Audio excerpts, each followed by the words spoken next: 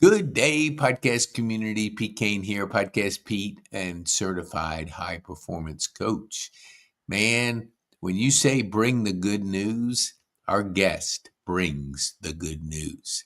So I've known Sam for quite a while, and we are working through just a few technology challenges, but just like we are a little older than most, technology, we didn't grow up with it. So if you give us a little grace, we're going to have a good podcast. So, Sam, tell our viewers who you are, what you do, and who you serve. Well, I serve the Lord Jesus Christ. I'm a husband. I'm a father. I'm a grandfather. For the last 22 years, we've been putting out the Good News Weekly in local communities that just brings some humor, some inspiration, some really simple publication, but also gives local business owners a cost-effective tool to get out a simple message. Basically, the content down the middle just makes people smile, and then their business card size ads on the side. And anyway, that's been blessing communities and supporting my family. That's a beautiful thing. So tell us, let's go back 22 years. Okay. So what were you thinking about when you started? What was that like? Well, basically, I had lost a family farm. I was 50 years old, had a huge family to support, try some different things. And a friend who I met, his daughter, my daughter were both doing ballet at the Christmas, I forget what it was. But anyway, putting away costumes, we exchanged business cards. And he had an idea. He wanted to get a website going called getsavedtoday.com. He had been in all kind of radio and just really felt that would be a great tool. And so I tried to help him get some donations for that and get it going. I had some time in the wintertime. And then it was just kind of hard to get churches to commit to even $50 a month or something like that. So anyway, we had this idea of this little paper of just using that came. So I had a family to feed, so I was willing to go knock on doors, and we put it out there, and it just took off. So in let's say about a 3-month time period, I had 4 markets up and going and profitable by just willing to go out there and the blessing of the Lord on it. I love it. You said something like simple, just as simple. I think we overcomplicate things, and simple scales, but complex doesn't. So you're opening that first market. What was the feedback you were getting from the retailers who like to have things like that? Actually, it was Americus, Georgia, and I really had a hill to overcome because someone had gone through there previously selling advertising for some kind of publication, collected money, never produced. But anyway, I just we printed up some sample papers and I took it around. And America is a very small town, so within 3 days, I had knocked on all the doors there that you could knock on. And most people wanted to think about it if it wasn't a no or anyway. So we lived kind of in between. There was another small town, was Tifton, Georgia. So, and we were actually going to church over in Tifton. So I went around there. So when I think I actually launched about 3 weeks after I first hit the street, we put out the first paper, I think in both Tifton and Americus at the same time. And, and then just putting them out. And actually my partners who live in Albany, Georgia, they were doing a paper for Albany, and I had more time than they did. So I sold them some ads for that too. So, and then once the paper was on the streets, it was easier to sell ads. So, anyway, that's how it got started. I love it. Feeding the family, taking care of the family, we all have challenges that we go through in life. you said close the family farm. So kind of bring us back to that. Was it just its time had come, or you were ready for something else? No, basically, the bank it ended because of finances. We had Okay. drought years. NAFTA happened where basically we had a large sweet potato operation, Mm-hmm. and they could come over from the border for just pennies for what we could produce. It was very labor intensive, so we had labor issues. There's something called the sweet potato weevil down there. We had all kind of issues, and Mm-hmm. my dad really he was a horticulturalist, and he started it, and I came back and started helping him and kind of learn the operations, but I'd never known anything about the sales. I wasn't mechanical in terms of fixing the equipment, a lot of equipment involved. So it was just like, and you'd have to plant the crop in the spring and basically borrow money to get all the crop in, and you wouldn't start being able to pay it back until harvest time.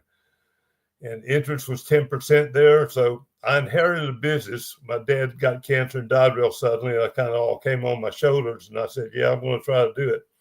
So for about 10 years, we fought an uphill battle. We had $500,000 in debt, paying interest on that. So it Mm-hmm. just, anyway, I learned a lot in the process, and I don't regret it. But anyway, it came to an end. But, I learned a lot of perseverance in that process. And anyway, good working experience for my children. Absolutely. What would you say? Because I always believe like when you get fundamental hard work, like delivering newspapers, working on a farm, athlete that performs at a higher level, you develop disciplines and you develop work habits that help you later. Being in the farming business, how did that help you in, help? How did it help you with the good news when you were launching that and your journey with the good news? Well, I was motivated. I learned that you got to put in the work if you're going to get any results, and it's a whole lot about faith. I mean, we would work, and sometimes you have nothing to show for it, but you know, you can't quit. Um, if you believe that you're doing something that has value, and Hmm. and you stick at it, and you make adjustments as you need to, then there will be results. So, What's it like? Because I think knocking on doors, and I've done it a number of times in business and in personal. So what did knocking on doors teach you as a business owner? well, if you're going to knock on doors, basically approach people that you don't know. You have to believe that you have something of value, Hmm. um, and whether or not they say yes or no, it's okay.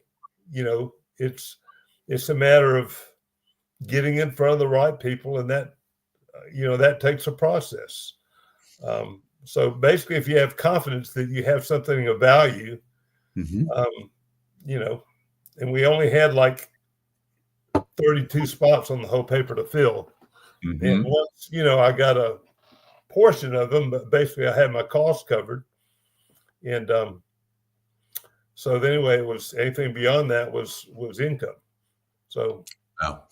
Did you like employ some of your kids in the good news business, or was uh, that for not farm? really. Actually, I had an older son who came back, and for a period of time he helped deliver.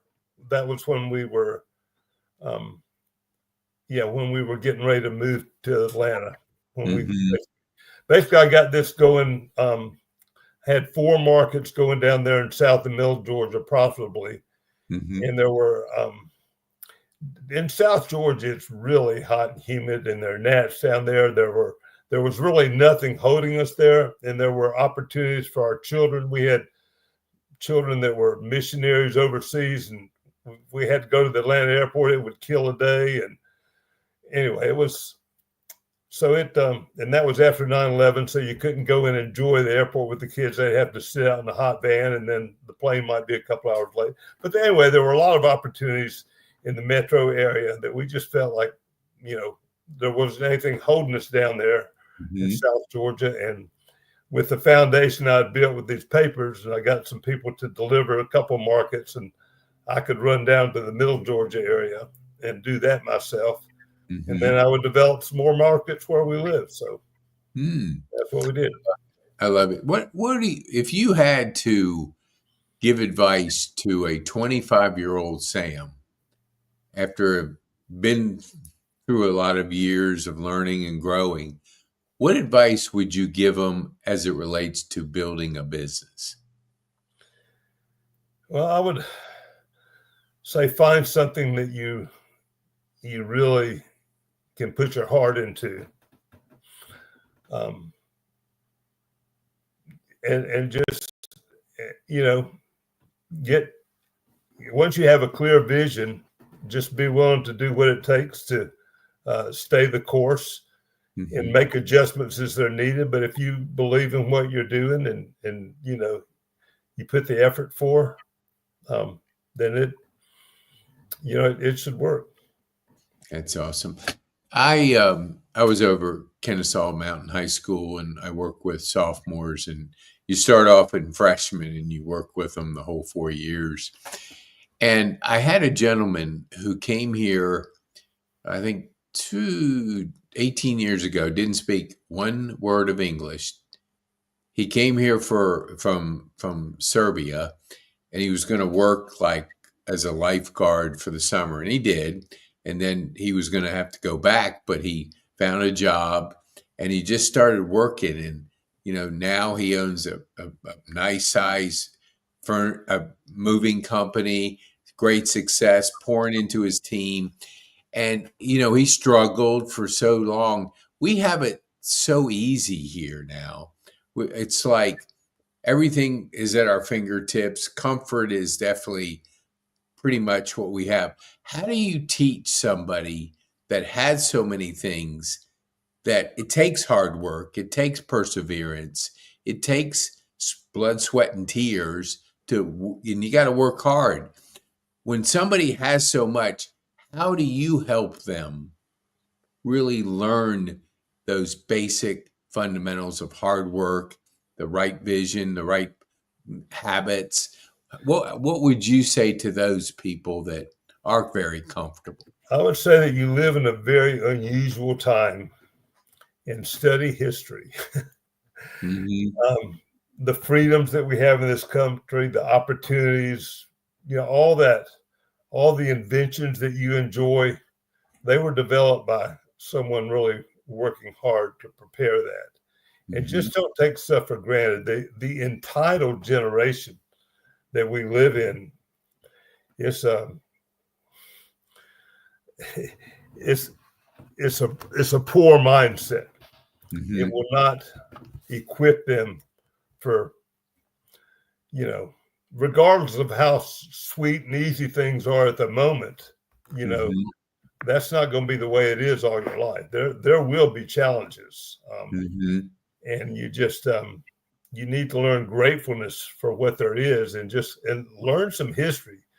Talk to your parents or some older people, and it's we've in our lifetime we haven't experienced war in our country. Our country has gone to help other countries at times, but we just, we live in a very pampered society, and it's just, it wasn't built on that. Yeah. So I'm starting after the first year a podcast, Granny and Grandpa podcast, and we're going to talk grand, what it's like to be a grandparent, stories about our grandkids and things like that. So, as a grandparent, what has been your one of your joys? Well, actually, I've got a bunch of grandchildren, but none of them live anywhere near me. Oh, really? Yeah, yeah, they're scattered out all over the place. So, um, So you're global. yeah, Okay. How global. And often then, do you get a chance to see them? well, it varies. We used to try to get together. Quite a few of them are married now, and usually they would go with the in-laws at Christmas, and maybe after New Year's we would try to gather. But then that's not even happening consistently because of some of the ones that are overseas. They just anyway. It's But hard to, yeah. I mean, we've had a couple weddings in the last few years, and that put everybody together. That was great. Yeah. Yeah. Um, That's so. Um, I know you're involved in your local church, and we talked about, how bridging the youth with people that have a little bit more gray hair like you and me. What do you, how do you like approach mentoring or helping to support our younger generation? well, we have a really unique church that I'm a part of that probably Mhm. I'd say close to half of them are young adults in their like, and they are on fire. And Mhm. we do have prayer meetings every Tuesday night, but they're not your conventional prayer meetings. There's just a time of kind of soaking in the presence of the Lord. And Mhm. then we kind of pair up two or three together and kind of praying for each other and then gather in a larger group. And they're just, and there's a real good culture there where the young people are encouraged to, relate to the older folks. And I've always, both me and my wife always loved being around college age kids and that sort of thing like that. And anyway, they come with questions and different things, and you can share. And it's not really structured, but Mhm. um, you just kind of get in there and with each other, and things happen, and relationships happen, and you know, once you are praying for one another, sharing needs and things. And anyway, it just happens. Yeah, that's good. I just finished a book. Barry Lardemilk wrote a book, and then they prayed, and it was based on history. And really, he went through all these historical times that we know about, but in his research and doing all his work, how much prayer was a part of life, more so even back then, it seemed like, because they were always dropping to their knees, they were always praying. And recently I've seen more prayer, I've seen more things going on, but it seems like for many years we got so far away from the Yeah. power of prayer. Have you gone through seasons where prayer was less a priority and you saw how it affected you? Well, sadly, we tend to pray more when we're more desperate. um, Yeah. but as a kind of senior adult, I've got a little bit more time, and my wife and I often pray together for our children, grandchildren, and they're it's just so obvious we need God, and Yeah. He intended that to be. And it's not prayer is not a duty. It's an opportunity. It's an invitation from Him to uh, join with Him, and not just bring out a big want list, but God, what's on your heart? What's your will in this situation? He Mhm. told us to pray, "Your kingdom come here, like it is in heaven," and we're His representatives on the earth. If we just try to go through life without involving Him, man, we're missing a huge. I mean, we don't even have a tenth of what we need to be operating with. So His whole design, He created us to be His family. He redeemed us by the blood of Jesus, um, to become a part of His family again, and not be lorded over by all the other things that would drag our attention away, and that we would worship maybe unknowingly, but nevertheless. And he just, we're his body on the earth, and just not praying is just being unaware or not taking action upon, what trying to do things on our own. That's called. Pretty limiting. That's pretty limiting. If you don't have any challenges, maybe you can float along down the river and.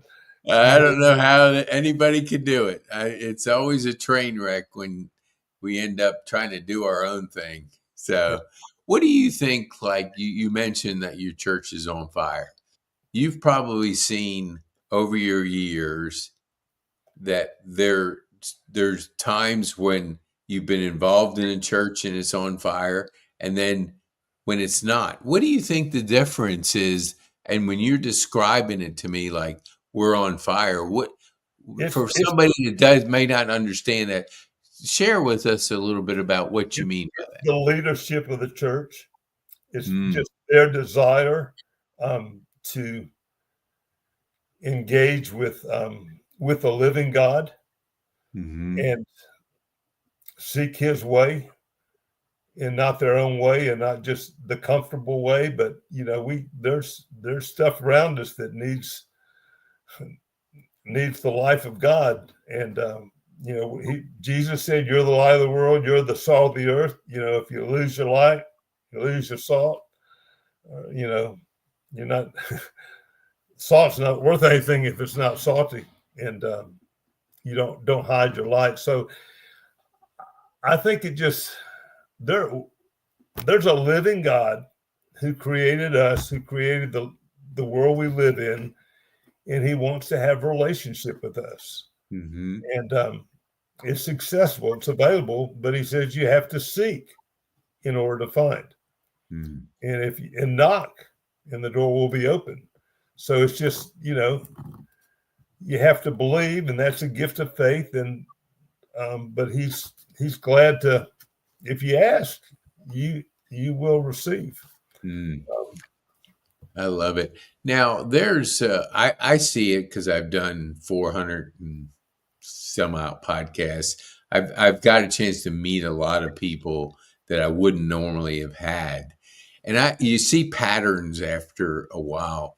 And the average person watches 4 hours of TV a day and scrolls 2 hours of social media, which when you put that at 6 hours of consumption of other people's lives.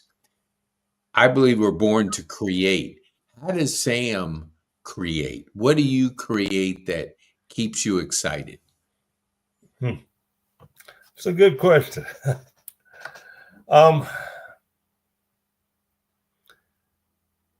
Well, I do read. I don't do social media. Just I never got started, and I've got plenty going on without other people's opinions. I do watch some news from sources because I think that's important. There's several sources that I pull from, ministry wise and whatnot. And the Word of God itself, it's alive. Even though you've read it 100 times, it's still alive and breathing. And if you ask God about things, I'm not so great on discipline in terms of. My wife is very organized, so that's the blessing. But I just try to spend some time in the Word, talking with the Lord. I like to walk. We live out in the country, and I do what the Scripture calls praying in the Spirit oftentimes as I walk. And just, nature around me is speaking all the time too. It's just, if you just ask God questions, He's more than happy to respond to you. It might not be in the way that you expect or the timing that you expect, but you just be open. And I I'm only 75, but I really believe the best days of my life are ahead of me. Yeah, I think the same way because people, it's just a number, and it's how you approach things. And Yeah, I spoke to a senior home last Friday night, and there's four human drivers: aliveness, connection, which if we lose that connection with people, yeah, especially with him, but if we don't have that interaction with people, right. we isolate, we Yeah, don't live long. we're And not designed to live by ourselves. no, yeah, we have that, and personal growth is one of them. Do you find growing up having that farming background? Do you find doing things with your hands? Are you a woodworker? Do you like to tinker with things? Do you do anything in that regard, Well, creating? I I manage the outside of the house, so we got I do mowing and we planted Mhm. things and bringing in flowers for my wife and but Good. Hey, there we're gonna get a cut of that because you mentioned her on the podcast, so we'll try to give that piece so you can share it with her. Go well ahead. she's been the anchor of our home, but we've got I really like different kinds of plants, and we planted some things, and Mhm. just taking care of all that. There's about 5 acres out here, so I've got a good 0 degree turn mower, so I can knock it out in a couple hours. Awesome. But anyway, there's yeah, What are you excited about in the next few years? What are you working on? What are you excited about that you could share with us? I guess the most exciting thing is the relationships with all these young people Hmm. at our church, and of course we got grandkids that keep coming on and watching them grow as I have opportunities for that. Yeah. So that's exciting. But just like our young people, they're a college right here, West Georgia College and whatnot, and they're very aggressively, um, lovingly sharing the gospel. Um, Hmm. and so that's exciting. Where we live is only about 5 minutes from that campus, and Hmm. so they're um, anyway. There's a We have a basement here that's fully furnished. And there are a couple girls from our church who are living there, and Mm. one of them just got engaged, and her fiance planned a surprise engagement party after that here, and we had about 75 people there, and Oh, that is, it was really neat, just yeah, opening up and just all that stuff. So that was pretty exciting. So we've yeah, always envisioned our home for just sort of a center for yeah. people to enjoy and that kind of thing. So that was pretty neat.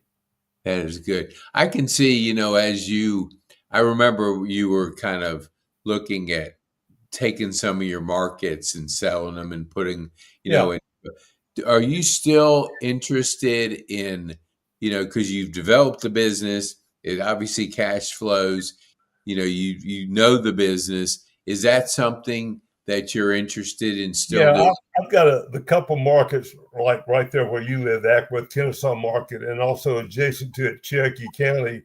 Um, I used to live right there, and it was really easy to sell advertising, but now I'm pretty well dependent on. Although just an hour ago, I talked to a young man who's interested in selling some ads for me, and then maybe purchasing one of the markets and whatnot. Hmm. So yeah, it's the foundation's built. And it's such a simple thing. It's just a matter of Mhm. getting in front of people and that sort of thing. So yeah, um, it's hard to work them long distance and Yeah. yeah. It's better if somebody's in the local market. Oh yeah, someone who's got a little extra time and Yeah. doesn't mind talking to people and would like to, just invest a little bit and have something they could. I mean, you could pay for it in 1 year. The Yeah. way when getting anywhere near where we had it before. Well, But I went back to my 50th high school reunion, and most of my friends and classmates were all retired. They said, right, "Well, Pete, when are you retiring?" I said, "Never, never. I don't. I have no desire to slow down because I saw too many people slow down and then they're gone. Right. Right. So you always want to keep doing what you enjoy doing, change. Absolutely. I could see, some people in good health that that seniors that go, you know what? I love talking to people. I want to go out there and work for a little bit, make a little bit extra money, go on Yeah. some vacations, Yeah. and that would be ideal. Sure. And so I'm going to tell our viewers if that's something they're interested in, how can they get a hold of you? Well, you put my number there. I see it on there. So do I need to speak it out or is it? Yeah, because we can do it if it's on audio and they're Okay. driving down the road. So my cell number is 770-715-8606. That's awesome. So I want to be respectful of your time, Sam. So what would be the one thing you would want our viewers to take home from our time on this podcast? Just our Creator is so good, loves you so much. If you don't know him, you're missing it.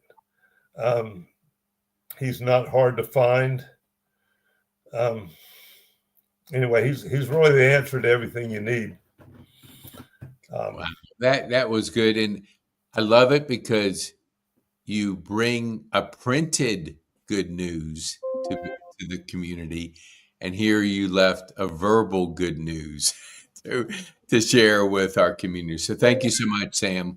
We appreciate you taking the time to share a little bit about your journey and some obviously wisdom bombs or wisdom insights for our community.